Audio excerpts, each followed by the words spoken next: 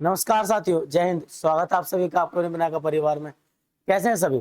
देखिए, आप सभी जानते हैं कि आपकी अभ्यास सीरीज या कह दूं एक तरीके से सामान्य अध्ययन के वो महत्वपूर्ण क्वेश्चंस आप लगातार करते चल रहे थे। हल्का सा गैप आपकी क्लासेस में आया, लेकिन अगेन आपकी क्लास शुरू हो चुकी है। क्लास नंबर 10 की हम शुरुआत करेंगे। आप लोगों ने इससे पहले की क्लासेस कर ली होंगी, यदि नहीं की है तो आप पीछे जाएं, प्लेलिस्ट आपके लिए प्रॉपर बनाई गई है। आप वहां से इसकी पिछली क्लासेस आप कर लेंगे और हम आगे बढ़ते हैं। और खास बात मैं आपको अगर इस क्लास की या इस सीरीज की बता दूं तो देखिए, क्लास की सबसे खास बात है कि इसके अंदर हम सामान्य अध्ययन के या कहते हैं जीएस के वो सभी महत्वपूर्ण क्वेश्चंस डिस्कस करते हैं जो आपके एग्जाम में आए हैं या आने के पूरे पूरे चांसेस रखते हैं। उसी क्रम में हमने आपके साथ साइंस की शुरुआत की थी, उसी साइंस को लेकर के आगे बढ़े थे और आपसे कहा गया था कि धीरे धीरे हम सभी प्रकार के क्वेश्चंस को यहाँ डिस्कस करने वाले हैं। जैसे आप ध्यान देंगे, बिना किसी देरी के अगर हम शुरू करते हैं तो क्वेश्चन नंबर 1 आता है आज की क्लास का हमारा। कहता है परमाणु संलयन अभिक्रिया निम्न में से किस समीकरण पर आधारित होती है? Nuclear fusion reaction is based on the following equation. इसका कहने का मतलब होता है कि जो न्यूक्लियर फ्यूजन है, सबसे पहला क्वेश्चन तो देखो यहीं से याद रखना कि ये जो क्रिया होती है ना, ये सूर्य के अंदर से मिलने वाले या सूर्य के प्रकाश का कारण भी यही होती है, या जो सूर्य से ऊर्जा मिलती है वो भी इसी क्रिया के द्वारा मिलती है। सिंपली बात की जाए तो ये फैक्ट या बेस्ड होती है किस पर? E is equals to MC square के ऊपर। किसके ऊपर होती है? E is equals to MC square के ऊपर।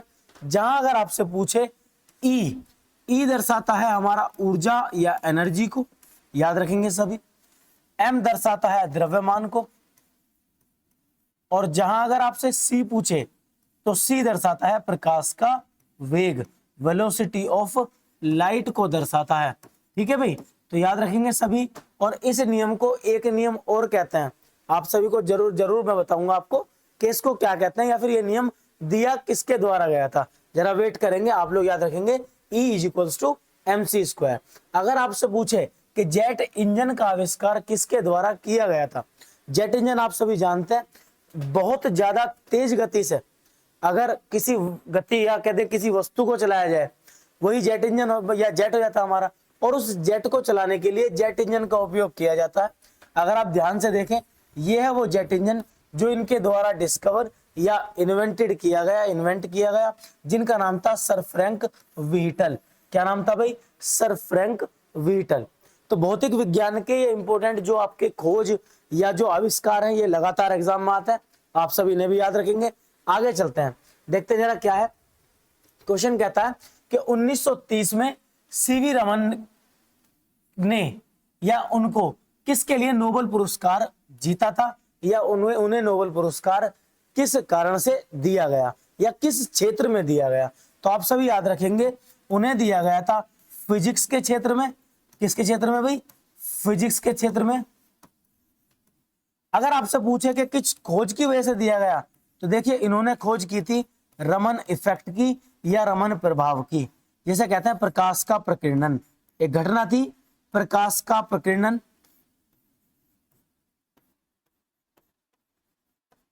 प्रकाश का प्रकीर्णन, जिस घटना के आधार पर इन्हें क्या दिया गया भाई? इन्हें नोबेल दिया गया था 1930 में सीवी रमन को, और उनका क्षेत्र था क्या आपका? भौतिकी या फिजिक्स के क्षेत्र में। ठीक है, सभी याद रखेंगे अच्छे से। चलिए करते हैं अगला क्वेश्चन। कहता है बताइए किस उपकरण के द्वारा या उसका उपयोग करके हवा की चाल को मापा जाता है? कह रहा है हवा की गति को मापने के लिए किस यंत्र का उपयोग किया जाता है? यदि आप यंत्र देखें तो ध्यान से, ये होता है वो यंत्र जिसके द्वारा हम वायु की गति को मापते हैं। ध्यान से देखिएगा जरा, इसको कहते हैं हम एनीमोमीटर। क्या बोलते हैं भाई? एनीमोमीटर। इससे पता चलता है, देखिए अगर स्पीडोमीटर की बात करें तो ये गाड़ी की स्पीड बताता है, कितनी स्पीड पर कोई वाहन चल रहा है। वहीं देखें आप लेक्टोमीटर अगर पूछे तो दूध की जो शुद्धता होती है ना, वो बताई जाती है लेक्टोमीटर से। वहीं पूछे थर्मामीटर, आपको पता है बॉडी का टेम्परेचर कौन बताता है? थर्मामीटर। बचा हमारा एनीमोमीटर। तो देखिए इसको कहते हैं एनीमोमीटर, जिससे पता चलता है वायु की चाल के बारे में। ठीक है, चलिए अगला क्वेश्चन करते हैं हम। क्या है हमारा अगला क्वेश्चन? वातावरण की सापेक्ष आर्द्रता को मापने के लिए किस उपकरण का यूज किया जाता है? तो देखिए अगर आपसे पूछे रिलेटिव ह्यूमिडिटी के बारे में, रिलेटिव ह्यूमिडिटी का मतलब है कि आसपास के वायुमंडल में कितनी हवा या हवा के अंदर कितनी नमी प्रेजेंट है। और नमी को लेकर के अगर क्वेश्चन आता है तो आप सभी याद रखें कि हाइग्रोमीटर का, किसका, हाइग्रोमीटर का उपयोग किया जाता है मेनली किसके लिए, वायुमंडल में उपस्थित आर्द्रता को मापने के लिए या नमी को मापने के लिए। किसका किसका उपयोग किया जाता है भाई, हाइग्रोमीटर का। ठीक है, याद रखेंगे सभी। अगर बात करें दाब नापने की, वायुमंडलीय दाब, तो वायुमंडलीय दाब नापता है बैरोमीटर। हाइड्रोमीटर नापता है किसका, द्रव का घनत्व, द्रव का घनत्व। एनीमोमीटर मैंने अभी आपको बताया, ये मापता है वायु की गति या वायु की चाल। बचा क्या आपका, हाइग्रोमीटर, जो नापता है वायुमंडल में उपस्थित सापेक्षिक आर्द्रता। याद रहेगा सभी के। चलिएगा आगे चलते हैं। आपने क्लासेस कर ली होंगी, नहीं की है ना तो जरूर आप क्लासेस कर लें। और रही बात एक इन्फॉर्मेशन आपको हम देते हैं कि ये जो आपकी क्लासेस चल रही हैं इनकी पीडीएफ या फिर ये क्वेश्चंस आपको रिवीजन के बेस पर आप सभी को मिल जाएंगे। आप सभी के लिए टेलीग्राम चैनल प्रोवाइड कराएंगे हम, जहां पर आपको ये सारी पीडीएफ मिल जाएंगी। आप टेंशन फ्री रहें, बस लगातार तैयारी करते रहें। जरा ध्यान से देखेंगे, निम्न में से किस वैज्ञानिक ने सापेक्षता का सिद्धांत दिया था, जिसे कहते हैं हम क्या भाई, द थ्योरी ऑफ रिलेटिविटी। और मैं आपको बता दूं जो क्वेश्चन नंबर 1 में थ्योरी थी ना, E = mc², इसे ही कहते हैं सापेक्षता का सिद्धांत। और ये सापेक्षता का सिद्धांत किसके द्वारा, अल्बर्ट आइंस्टाइन के द्वारा दिया गया था। किसके द्वारा दिया गया था भाई, अल्बर्ट आइंस्टाइन के द्वारा। याद रखेंगे सभी। और इसे ही कहते हैं सापेक्षता का सिद्धांत। Most and the most important, सभी याद रखेंगे। ठीक है, चलिएगा करते हैं क्वेश्चन नंबर 7। क्या कहता है, निम्नलिखित में से ऊर्जा का एक गैर नवीकरणीय स्रोत कौन सा है। देखिए बहुत ही शानदार और जबरदस्त क्वेश्चन है। ऊर्जा के स्रोत को लेकर के क्वेश्चन लगातार आते हैं आपके पेपर में, ध्यान दीजिएगा। अगर पूछे नवीकरणीय, क्या पूछे, नवीकरणीय, नवीकरणीय को इंग्लिश में कहते हैं भाई क्या, रिन्यूएबल। अब जरा ध्यान से देखें, देखिए प्राकृतिक तरीके से मिलने वाली जितनी भी होती है हमारी, वो सब होती है रिन्यूएबल एनर्जी, जो हमें प्रकृति के रूप में मिले। दूसरी चीज याद रखें, ऐसी ऊर्जा या ऐसे ऊर्जा के स्रोत जो कभी ना कभी समय आने पर खत्म हो सकते हैं, जिनके खत्म होने के चांसेस होते हैं ना, उन्हें हम क्या कहते हैं, गैर नवीकरणीय स्रोत। और जिनके कम चांसेस होते हैं वो नवीकरणीय होते हैं। सौर ऊर्जा, पवन ऊर्जा और जल विद्युत, ये क्या है, ये नवीकरणीय है। और जीवाश्म की बात करें, देखिए जीवाश्म में क्या आता है, जीवाश्म में आता है, आपने सुना होगा पेट्रोलियम। तो पेट्रोलियम इसी के अंदर आता है, जिसे हम क्या कहते हैं भाई, जिसे हम कहते हैं प्राकृतिक तेल, है ना। इसको तेल भी कहते हैं, प्राकृतिक तेल। और वहीं आती है प्राकृतिक गैस। ये सब क्या है, ये सब जीवाश्म ईंधन का हिस्सा है। ठीक है ना, ये सब जीवाश्म ईंधन का हिस्सा है। तो इसलिए कहते हैं इनको क्या, गैर नवीकरणीय स्रोत। ठीक है, चलिएगा आगे करते हैं क्वेश्चन नंबर 8। निम्नलिखित में से किसे भारत के स्पेस प्रोग्राम का जनक माना जाता है। बहुत ही इंपॉर्टेंट क्वेश्चन है भाई।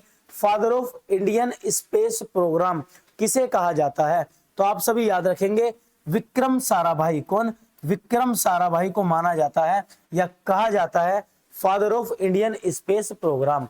भारत में अंतरिक्ष के क्षेत्र में जो शुरुआत की गई, या कह दें एक तरीके से सबसे अहम भूमिका और योगदान दिया गया, वो किसके द्वारा दिया गया भाई, विक्रम साराभाई के द्वारा। किसके द्वारा, विक्रम साराभाई के द्वारा। ठीक है, याद रखेंगे। तभी चंद्रयान 3, क्या बोला मैंने, चंद्रयान 3 के लैंडर का नाम, जो वो लैंड किया था उसका नाम क्या था, विक्रम लैंडर, इन्हीं के नाम पर था। ठीक है, चलिएगा आगे चलते हैं, बात करते हैं किसकी, EEG। क्या भाई, EEG एक परीक्षण है जिसका उपयोग मस्तिष्क में विद्युत गतिविधियों के आकलन के लिए किया जाता है। इसका सही पूर्ण रूप क्या है, पूछा है। EEG की फुल फॉर्म क्या है, देखिए याद रखिएगा, EEG हो, ECG हो, ये क्वेश्चंस आपके एग्जाम में फुल फॉर्म में आते हैं। देखिएगा, इसे कहते हैं इलेक्ट्रो इसेंशियलग्राफी। क्या बोलते हैं, इलेक्ट्रो इसेंशियलग्राफी। एक्चुअल में क्या होता है, ये मस्तिष्क की गतिविधियों को, क्या, मस्तिष्क की गतिविधियों को नोट करता है, या शरीर के अंदर, या कह दे एक तरीके से मस्तिष्क में होने वाली जितनी भी मूवमेंट होती है ना, वो इसके द्वारा आपकी नोटिस की जाती है, EEG के द्वारा, जिसका मतलब होता है इलेक्ट्रो इसेंशियलग्राफी। याद रहेगा सभी के।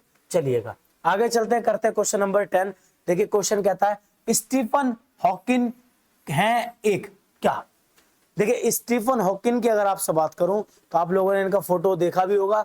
ये बहुत बड़े वैज्ञानिक थे जिन्होंने किसके बारे में, जिन्होंने खगोल के बारे में बहुत ज्यादा अपनी थ्योरी दी, बहुत ज्यादा अपने सिद्धांत दिए थे।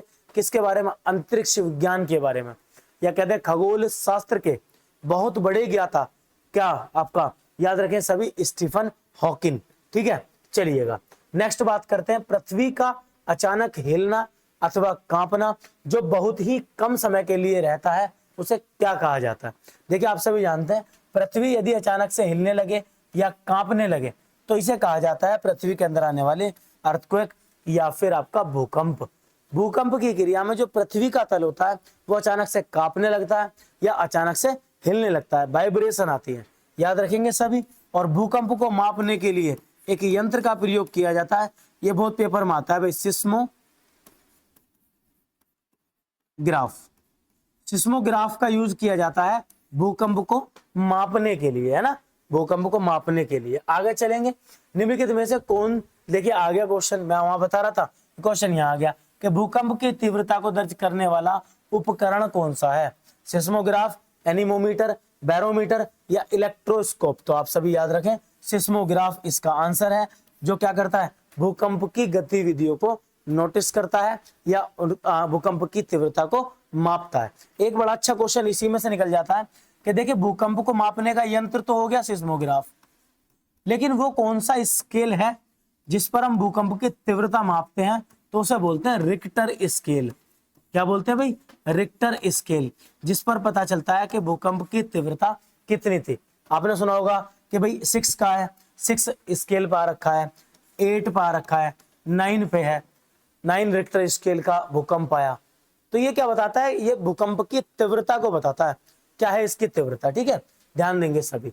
आगे चलिएगा, नेक्स्ट आपका क्वेश्चन देखिए इस तरीके से, अगर आपको दिख रहा है ना, ये पूरा का पूरा यंत्र क्या है, ये सिस्मोग्राफ है, लेकिन ये जो यहाँ पर स्केल पर जो नोटिस हो रहा है ये रिक्टर स्केल है, जो सिस्मोग्राफ के अंदर ही लगा होता है। ठीक है, चलिएगा आगे क्वेश्चन करते हैं। सूर्य से आने वाली पराबैंगनी किरणें, देखिए इन्हें कहते हैं अल्ट्रावायलेट रेज, क्या बोलते हैं, यूवीज।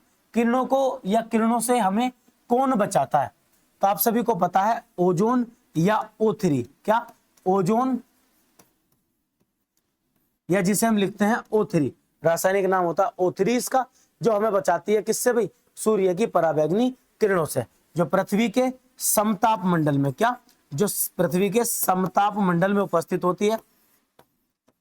समताप मंडल मतलब कि स्ट्रेटोस्फीयर, है ना भाई, स्ट्रेटोस्फीयर में ये उपस्थित होती है। कहते हैं पृथ्वी के वायुमंडल की दूसरी परत में ये उपस्थित होती है, आपकी ओजोन परत, जो सूर्य से आने वाली अल्ट्रावायलेट किरणों को क्या कर देती है, रोक लेती है या हमें बचाती है उससे। नेक्स्ट क्वेश्चन कहता है निम्न में से कौन एक अदिश राशि नहीं है। देखिएगा ध्यान से, कह रहा है अदिश राशि नहीं है। राशियां 2 प्रकार की होती हैं, जहां आपको दिशा मिल जाए कि राशि में दिशा है तो वो हो जाती है हमारी सदिश या वेक्टर क्वांटिटी, और अगर जहां नहीं मिल पाए तो वो हो जाती है हमारी अदिश राशि। तो आप ध्यान से देखेंगे तो अगर आयतन की बात करूं, आयतन में कोई भी दिशा नहीं होती। आयतन आयतन होता है, एक परिमाण होता है बस। तापमान में भी एक परिमाण होता है, कोई दिशा नहीं होती कि इतने डिग्री सेल्सियस पूर्व की दिशा में, बिल्कुल नहीं होता, बस एक नंबर होता है। वहीं बात करें समय की तो देखिए समय का भी एक परिमाण ही होता है, 10 सेकंड, 20 सेकंड, 1 घंटा, 2 घंटा। क्या मैंने ऐसा बोला 1 घंटा पूर्व की दिशा में, 1 घंटा पश्चिम की दिशा में, नहीं बोला, जहां दिशा मिल जाए। त्वरण की बात करें तो त्वरण में हमें दिशा का परिमाण मिलना जरूरी है, इसमें दिशा का पता होना जरूरी है। त्वरण कहते किसको है, तो देखिए वेग परिवर्तन की दर, क्या बोला मैंने, चेंज इन वेलोसिटी, या वेग परिवर्तन की दर क्या कहलाती है, ये कहलाती है आपकी त्वरण। और ये वेग परिवर्तन की दर जो होगी ये हमेशा दिशा के साथ देखी जाएगी, और यहाँ पर दिशा अगर आती है तो ये क्या हो जाती है भाई, सदिश, ये डायरेक्शन अपने साथ लेकर के आती है, त्वरण। इसी को इंग्लिश में कहते हैं भाई एक्सेलरेशन, क्या बोलते हैं, एक्सेलरेशन, याद रखेंगे सभी। आज का देखिए लास्ट क्वेश्चन क्या कहता है, कहता है जब कोई वस्तु पानी में डुबाई जाती है तो उसके भार में कमी के कारण बराबर होती है। जो उसके भार में जो कमी आती है ना, वो किस कारण से आती है, उस पर भारी दबाव के कारण, बल प्रति इकाई क्षेत्रफल के कारण आती है, या उसके द्वारा हटाए गए द्रव की मात्रा के कारण आती है, या उसके द्वारा हटाए गए द्रव का आयतन के कारण। तो आप सभी याद रखेंगे, जब वस्तु या कहते हैं एक तरीके से जो वस्तु होती है वो अपने भार के बराबर जल का आयतन या कहते हैं द्रव का आयतन हटा दे तो वो क्या होता है भाई, वो डूब जाती है। अच्छा ठीक है, बिल्कुल सही बात है, हटाए गए द्रव के कारण या आयतन के कारण क्या होता है, उसके भार में कमी आती है। इसके लिए आपको एक कमेंट में मुझे आंसर देना पड़ेगा कि ये किसका सिद्धांत है या ये सिद्धांत किसके द्वारा दिया गया। आप सभी को कमेंट में बताना है कि क्या है इसका आंसर, कि किसी भी वस्तु के द्वारा हटाया गया आयतन उस वस्तु के भार के बराबर होता है। ये बहुत ही अच्छा सिद्धांत है। आप सभी को कमेंट में बताना है कि क्या है इसका आंसर। कैसी लगी आप सभी को क्लास, जरूर बताइएगा। देखिए क्लास में थोड़ा सा गैप आया, कोई दिक्कत नहीं है, आपके लिए लगातार ये क्लासेस लाई जाएंगी। लगभग साइंस में फिजिक्स की क्लास आपकी ऑलमोस्ट हो गई है। आगे हम नेक्स्ट सब्जेक्ट पर भी जाएंगे। लगभग सामान्य अध्ययन के जितने भी सब्जेक्ट होंगे आपके वो कवर किए जाएंगे। आपको इन सभी क्लासेस की पीडीएफ भी प्रोवाइड कराई जाएगी ताकि आप रिवीजन कर सकें। यदि आपको क्लास पसंद है तो लाइक कीजिए, चैनल को सब्सक्राइब कर लीजिए ताकि ये क्लासेस आपको लगातार मिलती रहे। और इस सीरीज का नाम है देखिए अभ्यास सीरीज। अभ्यास आपके लगातार चलती रहेगी। मिलते हैं अभ्यास सीरीज की अगली क्लास में, तब तक के लिए जय हिंद।